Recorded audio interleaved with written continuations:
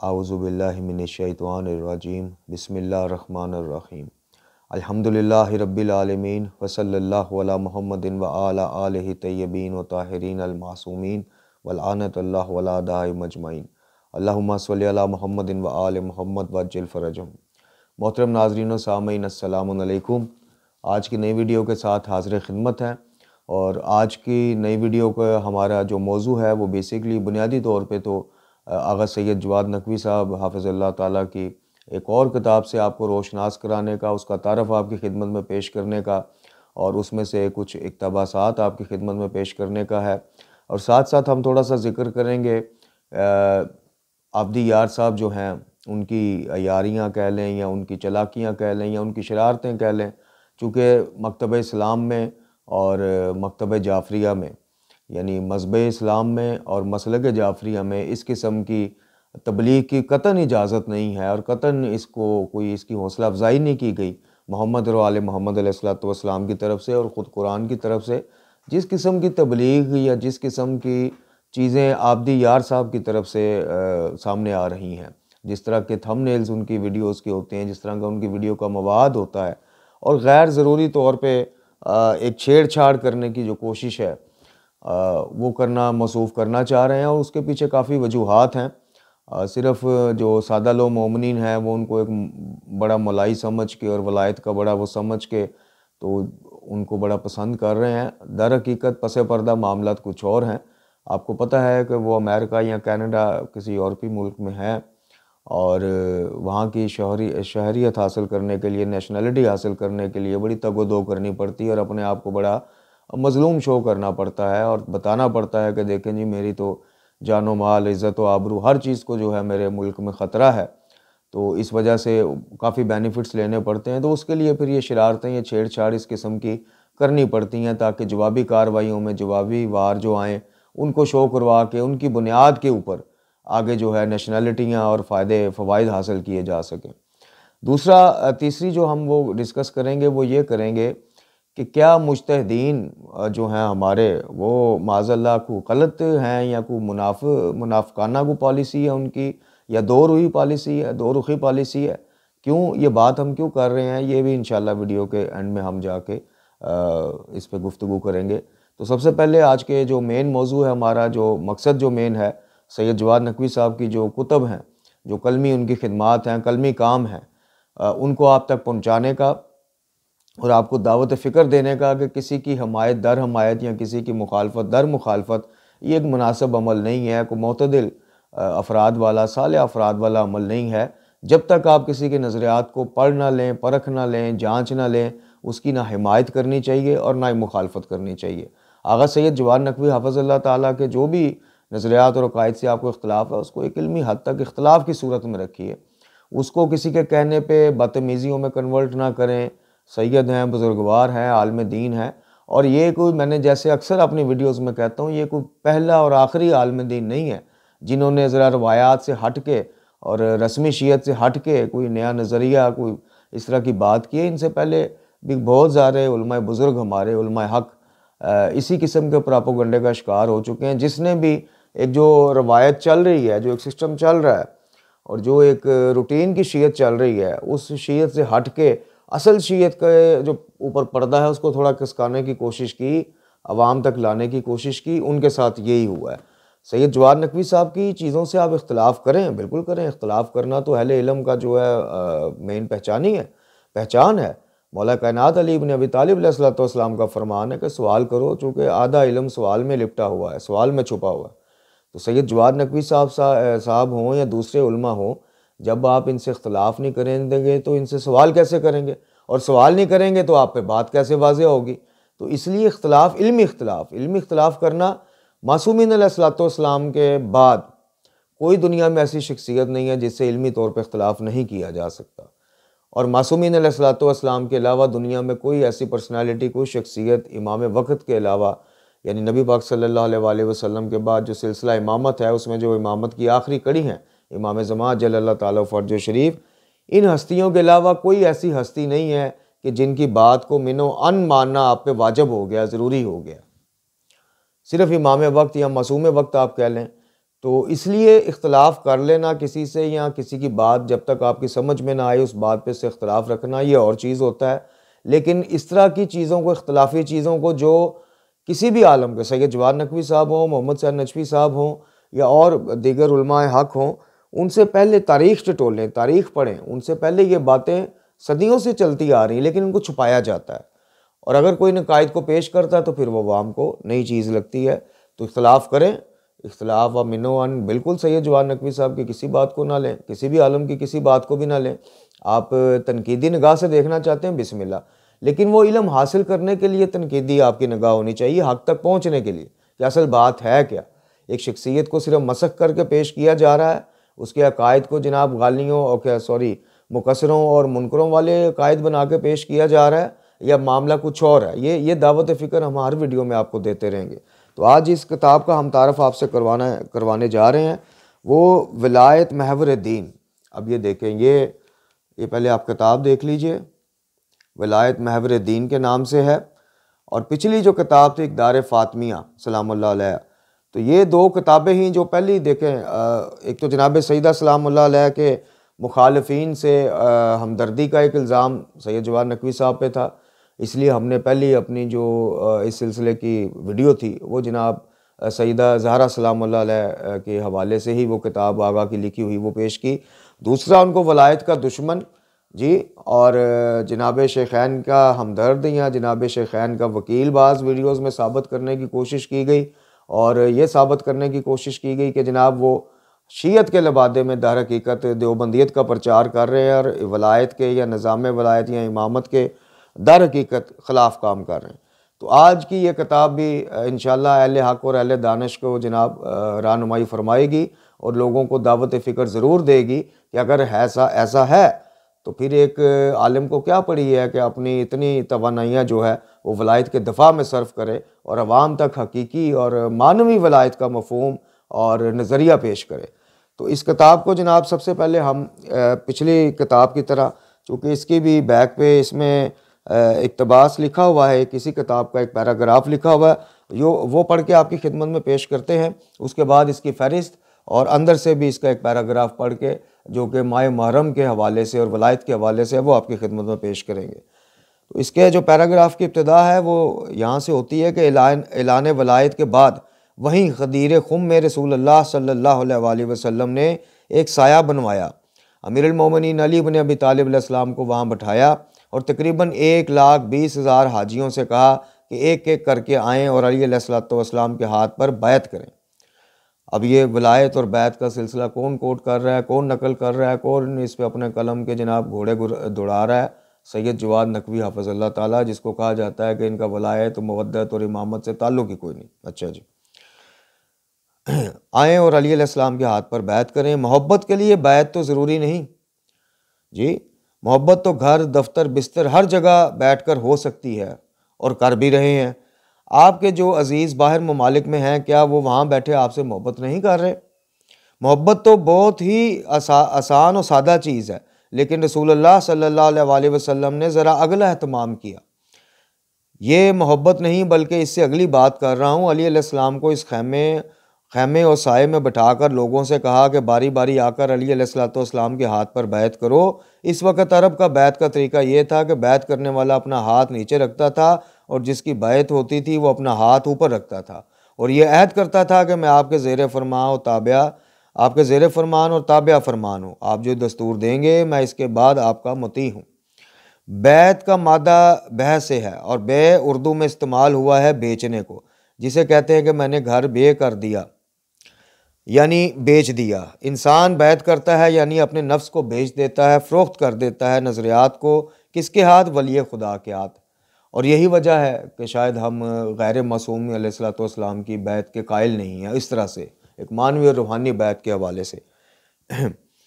अच्छा, वली खुदा के हाथ, ये नफ्स अब मेरा नहीं, बल्कि अब ये नफ्स आपके इख्तियार में है। ए वली खुदा, इस नफ्स को आप जहाँ चाहें वहीं पे जाएगा। अब मैं अपनी ख्वाहिशात से किसी जगह नहीं जाऊँगा, अब फ़कत आपके दस्तूरात के तहत कहीं जाऊँगा, और आपके दस्तूरात के तहत अपनी मंजिल की तरफ अपना रास्ता तय करूँगा। तो ये इक़्तिबास था जनाब इसी किताब में से। अब इस छोटे से पैराग्राफ में आप देख लीजिए कि वलायत का, इमामत का जो नज़रिया, जो कॉन्सेप्ट कौम में सैयद जवाद नकवी साहब, अब देखिए हमारे यहाँ वलायत का मकसद और मफहूम जो है ना वो सुकड़ के श्रिंक होके इतना सा रह गया है। यानी तशद्दुद में जनाब, जब तक आप तशद्दुद में वलायत अली की गवाही ना दें तो आप मोमिन नहीं हैं, आप वलायती नहीं हैं, आप मवाली नहीं हैं, आप हैदरी नहीं हैं। बस उसके बाहर, उस तशद्दुद वाले हिस्से से बाहर आपको वलायत का चाहे अलफ बे ना पता हो, वलायत का मफहूम मतलब ना पता हो, उससे किसी को लेना देना नहीं। तो ये वलायत का जो कॉन्सेप्ट सैयद जवाद नकवी साहब या दीगर उलमा बुजुर्ग उलमा हक देते हैं, वलायत का जो असली मफहूम है वो ये है कि बाद अज़ रसूल खुदा सल्लल्लाहु अलैहि वसल्लम हम जनाब अब एक रिसालत का दरवाज़ा बंद हो गया, रिसालत की हम जो बैत है उसमें से निकल के अब क़यामत तक हमें ऐसे हाथ, महफूज हाथ चाहिए जो कुरान को, अहकाम इलाही को मिनो अन जैसे वो हैं, बग़ैर किसी अपने नज़रियात की मिलावट के, बग़ैर किसी अपनी ख्वाहिशात की मिलावट के, बग़ैर इसमें किसी ज़माना के रंग चढ़ाए हुए, वो हम तक, उम्मत तक जो है वो सिलसिला पहुँचता रहे, ता क़यामत पहुँचता रहे। ऐसा नहीं कि अब बाद अज़ नबी खुदा सल्लल्लाहु अलैहि वसल्लम शिया कॉन्सेप्ट के हिसाब से बात कर रहा हूँ, बरादरान का नज़रिया मुख्तलिफ है, ज़ाहिर है। ऐसा नहीं है कि उनके बाद जनाब ये सिलसिला जो है दीन की मुहाफ़ज़त का और दीन के अकायद को खालिस रखने का, ये सिलसिला जो है वहीं पे थम गया और अपनी मदद आपके तहत अब आपने दीन खुद तलाश करना है या ख़ुद से आइडिया वो क्या चीज़ों को अख़ज़ करके नतीजा लेके नहीं। हमें अपने गुमान के, हमें अपने क़यास के हवाले नहीं किया गया। बाद अज़ रसूल खुदा सल्लल्लाहु अलैहि वसल्लम एक पूरा निज़ाम इमामत व वलायत का है। उसमें सिर्फ तशद्दुद में जनाब अली वलिल्लाह पढ़ना या कलमे में पढ़ना या दीवारों पर लिखवा लेना या फेसबुक की डीपियों पर नहीं। आप इस कॉन्सेप्ट को समझिए कि नज़रिया वलायत है क्या। तो ये किताब इंशाल्लाह इसमें आपकी मदद करेगी। अब ज़्यादा टाइम वेस्ट किए बगैर चलते हैं, इसकी फ़हरिस्त की कुछ चीदा चीज़ें आपके सामने पेश करते हैं ताकि थोड़ा सा आपको इसका तारफ़ जो है उसमें मज़ीद वाज़ेह हो जाए। तो ये इसका फ़सल अव्वल जो है फ़रिश्ते मुतालिब के नाम से इसकी हाइडिंग है और फ़सल अव्वल जो है मुहर्रम माए अहयाए वलायत, अदाब मुहर्रम, दिल मुखातब पैगाम करबला, नरम दिल अमादा इबादत व अज़ा, मेयार शनाख्त व शख्सियत, तज़किरा मौत, तरबियत शहादत, आशनाई बा मिज़ाज दीन, आगाज़ अहयाए वलायत। इसके बाद इसकी फ़सल दोम शुरू होती है जी। उसका जो उन्वान है, जो उसकी वो हाइडिंग है, वो महम असास दीन है। महम असास दीन, खसूसी ताकीद वलायत, कुम मरकज़ तशय्यो, इमामत मकतब तहरक, दीनदारों का अलमिया, वजूहात ज़वाल दर कलाम अमीरुल मोमिनीन, वलायत के बगैर हालत दीन, वलायत अली के बगैर हालत दीन, इस्लाम नाब जमूद शिकन, हसासियत लाने वलायत, सबब मायूसी कुफ़ार, अकमाल दीन और मानी मौला, खौफ रसूल सल्लल्लाहु अलैहि वसल्लम की वजह, ऐलान वलायत और बाइत अली, हाजियों का रद्द अमल, यानी ये गदीर खुम के उन्वान से। फिर फसल सोम में वसत वलायत है, दीन व कायनात, वलायत मदार, तरबियत बराए आशनाई वलायत, फ़रादा दीन का मनफी असर, फ़ितरी रिजान मावन तरबियत, निज़ाम वलायत दरखाना व जामिया, अहम तरीन अमर वली, कुरान में ज़ाब्ता वली, ऐलान वलायत से दुश्मन की मायूसी। इसी तरह फसल चारम में मार्फत व इजहार नेमत वलायत है। फसल पंजम में वलायत जुज़ के लायनफ़ेकू के हिसाब से एक चैप्टर थोड़ा सा है, वलायत से फ़रार नामुमकिन और वली के इख्तियारात, इस तरह की चीज़ें इसमें डिस्कस हुई हैं। और इसी तरह फिर जो छठी इसकी फसल है उसमें मकतब वलायत राय शहादत के उन्वान से हाइडिंग है। इसी तरह जो सातवीं है उसमें निज़ाम वलायत मुहाफ़ज़ दीन, वलायत आठवीं में वलायत फरामोशी और कारनामा इमाम ख़ुमैनी। इसी तरह वलायत फरामोशी के असबाब अजनबियत अज़ निज़ाम वलायत व कार इमाम ख़ुमैनी और नवैयत राब्ता आलम व आमी, ये इसके बाब थे। अब जो चीज़ आपको थोड़ा सा एक और पैराग्राफ हम दिखाना चाह रहे हैं वो ये, जहाँ से इसका आगाज़ होता है, मुहर्रम माए अहयाए वलायत, इसका एक छोटा सा पैराग्राफ, ताकि इस किताब की जो उनसियत है आपसे मज़ीद हो जाए और आपको थोड़ा सा आपकी दिलचस्पी का और बायस बने कि इसके मज़ामीन माशाल्लाह वलायत के उन्वान से या कहाँ से शुरू होते हैं और कहाँ तक इसको लेके आते हैं आगे अपनी इस किताब में। इसमें लिखा जी, अदाब मुहर्रम, माए मुहर्रम जिस तरह अपने हमरा अहले इस्लाम बल्कि पूरी दुनिया इंसानियत के लिए गम व शोक की यादगारें लाता है, इसी तरह अपने अंदर पैगाम अशूरा भी लाता है। सोगवारी और रज़ादारी के कई तरीके हैं। एक राइज तरीका यही मजालिस अज़ा बर्पा करना है कि कोई जाकर या ख़तीब मिंबर पर बैठ के मजलिस अज़ा से ख़ताब करे और हम सब समात करें। लेकिन अज़ादारी और सोगवारी इसी में मुनसर नहीं है कि हम फ़कत मजलिस अज़ा में हों तो अज़ादार हैं और मजलिस अज़ा से बाहर आ जाएँ तो फिर वही मामूलात ज़िंदगी शुरू हो जाएँ। आप घर, दफ्तर, दुकान या जिस जगह पर भी हो, हालत सोग व अज़ा मुसलसल तारी रहनी चाहिए। ये अब जिसको अज़ादारी का दुश्मन कहा जाता है, अज़ादारी का मुनकर कहा जाता है, ये अब उस शख्सियत की बातें हैं। इसीलिए सिलसिला शुरू किया है कि अफ़कार तो आप तक पहुँच जाए, बात आप तक पहुँच जाए असल कि सैयद जवाद नकवी वो चीज़ हैं या वो शख्सियत हैं जो बना के पेश की जा रही हैं या कुछ और हैं। फ़ैसला फिर आप खुद करें। हमने कौन सा कोई खुदा न खास्ता गन पॉइंट पे आपसे मनवाना है। नहीं, इख्तलाफ करें, इल्मी इख्तलाफ, जहाँ आपकी बहुत जो बात जब तक समझ ना आए आप इख्तलाफ करें, लेकिन खुदा के वास्ते ये आबदी यार आबदी साहब जो हैं, आबदी यार साहब या इस तरह के दूसरे जो मकतब जाफरिया के उमरू यार हैं, उमरू यार जो एक करैक्टर है जो बचपन की हमारी कहानियों का, कि जिसकी ज़ंबील में से हर वक्त हर चीज़ निकल आती थी। अब बात आप खुद आगे समझ जाएं। इनके प्रोपेगेंडे की वजह से मुखालफत ना करें। अगर इख्तलाफ रखना तो इल्मी रखें। इनके प्रोपेगेंडे से मुतासर हो गए, खुदा के वास्ते सिर्फ सुनी सुनाई बातों के जी 16 शिया ख़ानदान मुनर्रफ हो गए, फला सबूत आज तक एक ख़ानदान का भी नहीं आया। इस वीडियो को भी 3 माह हो गए, तो अब इसी से आप आगे खुद ही गुत्थियाँ सुलझाते जाएं। अच्छा जी, आप घर, दफ्तर, दुकान या जिस जगह में भी हो, हालत सोग व अज़ा मुसलसल तारी रहनी चाहिए। सोग व अज़ा दिल की हालत का नाम है। इंसान का जब दिल सोगवार होता है तो दिल में अज़ा आ जाती है, तो वो इंसान के बदन और लिबास पर भी नमूदार होती है।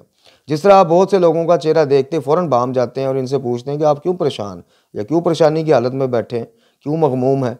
तो ये एक मिसाल दी, और इसमें जो मैं चीज़ आपको बताना चाह रहा हूँ कि माह मुहर्रम के जो इक़दामात हैं वो भी वलायत के ज़ेर असर हैं और वलायत की वजह से हैं। इस चीज़ को थोड़ा सा वाज़ह करके इस चैप्टर में सैयद जवाद नकवी साहब ने डिस्कस किया है। आखिर में हम बात करते हैं कि हमने आगाज़ में क्यों ऐसा कहा कि खुदा न खास्ता कहीं हमारे मुज्तहिदीन जो मराजा हैं उनके दो रुखी बात करते हैं या खुदा न खास्ता को मुनाफिकाना पॉलिसी अपनाए हुए हैं। वो हमने इसलिए कहा कि आप देखते हैं कि सोशल मीडिया पर कभी जनाब आग़ाए सिस्तानी मज़ल आलिया की एक वो पोस्ट शेयर की जाती है कि मत कहो अहले सुन्नत हमारे भाई हैं, कहो कि वो हमारी जान है। जी, कभी इमाम खुमैनी की वो की जाती है कि जो शिया और सुन्नी की लड़ाई का बायस बने वो ना शिया है ना सुन्नी है, वो दुश्मन का एजेंट है। बिल्कुल ठीक। फिर आग़ाए रहबर यानी जनाब सैयद अली ख़ामनेई साहब की जो है वो एक पोस्ट कि मुक़द्दसात, पोस्ट नहीं बल्कि फतवा है कि मुक़द्दसात अहले सुन्नत की तौहीन जो है वो हराम है। अच्छा, अब इससे बढ़ के ये मुक़द्दसात तो चलें, फिर मुबहम बात थी। फिर उनका एक और फतवा आता है जिसमें वो खुल के कहते हैं सहाबा कराम के हवाले से या उम्महातुल मोमिनीन के हवाले से कि अगर कोई बंदा उनकी तौहीन करता है तो वो फ़ेल हराम का मुर्तकिब हुआ। ये फतवा है, ये मैं कोई मतलब आपको सिर्फ पोस्ट बनी बनाई या कोई फेक पोस्ट की बात नहीं कर रहा। तो फिर क्यों ये आप और मुझ जैसे हम तालिब इल्म से बंदे हैं, हमें ये चीज़ें समझ आ जाती हैं, पहुँच जाती हैं, तो आबदी यार साहब या दूसरे जो शोला बयान आपके ख़तीब हैं उन तक ये बातें नहीं पहुँचती हैं, उनकी नज़रिया कुछ और है इस हवाले से। तो क्या इसमें मुज्तहिदीन का कसूर है या उनकी डबल पॉलिसी है, क्यों मज़म्मती बयान वो नहीं देते? तो जनाब अर्ज़ ये है कि मुज्तहिदीन ने बात वाज़ह कर दी है और उनको सारी चीज़ों का इल्म है, और मुज्तहिदीन में बदकिस्मती से शराज़ी ग्रुप वाले भी अपने आप को मुज्तहिद कहते हैं और जिसकी बड़ी प्रचार करते हैं आबदी यार साहब। तो हमारे जो उलमाए हक़्क़ा हैं, जो मुज्तहिदीन हक़ हैं, हर मुज्तहिद भी मैंने आपसे वीडियो के अर्ज़ किया कि मासूम के अलावा कोई बंदा भी इस चीज़ से नहीं मुबर्रा कि उसे इख्तलाफ ना किया जा सके। एक बहुत बड़े मुज्तहिद हैं, पाकिस्तानी हैं, उन्होंने जंजीर ज़नी के हवाले से फतवा दिया, मैं कहता हूँ मारो कुमा, मैं कहता हूँ मारो जंजीर। तो माफ़ कीजिएगा, मौजू बदल जाएगा बात का। हम हजूर आपके कहने पे नहीं चलेंगे जब तक हमें आपकी बात की, मुज्तहिदीन की या किसी भी मुज्तहिद आलम की बात की जो असल है, जो बुनियाद है, जो जड़ है, वो कुरान व अहले बैत से ना मिले। और ये हमें हुक्म इमाम है, हुक्म कुरान है, अंधी तकलीद के हम कायल नहीं हैं। तो बात का मौजू बदल जाएगा। खैर, कहने का मकसद है कि मुज्तहिदीन अगर असल शीयत आपके सामने पेश कर रहे हैं कि मुक़द्दसात की तौहीन हराम है, सहाबा कराम उम्महातुल मोमिनीन के लिए बदतमीज़ियाँ, गालियाँ और उम्मत में इंतशार का बायस बनने वाले अल्फाज का इस्तेमाल हराम है, तो फिर आबदी यार से भी किसी मुज्तहिद का फतवा ले लीजिएगा कि आप सारी चीज़ें छोड़ दें, सिर्फ अपने वीडियोज़ के टाइटल जो हैं किसी मुज्तहिद से हमें तस्दीक करवा दें उसकी। अल्लाह करीम से दुआ है कि हमें मकतब इस्लाम और कुरान व अहले बैत की तालीमात रूहानियाँ पढ़ने समझने और सबसे बढ़ के ये कि उस पर अमल करने की तौफीक अता फरमाए, हमारा खात्मा बिल ईमान फरमाए, इमाम ज़मात जल्लल्लाहु ताला फ़र्ज शरीफ के ज़हूर में ताजील फरमाए, हमें आसानियाँ दे और आसानियाँ बाँटने की तौफीक अता फरमाए। व आखिरु दअवाना अनिल हम्दुलिल्लाहि रब्बिल आलमीन।